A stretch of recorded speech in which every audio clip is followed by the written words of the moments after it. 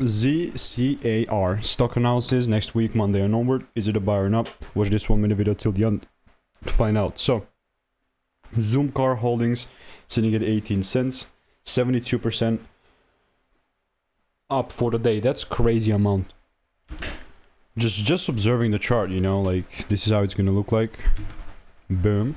So looking at the market, yeah, 68% up is nice. Before that I was bearish. I mean, this blue line expected me to I expected to break these lows out at 13 cents, and that also happened. So what's next? If you look at the price from this perspective, we're still coming down from some of these highs here. And if the price manages to pull back inside a, I mean, just from experience, I've done 26,000 videos over the last 4 years.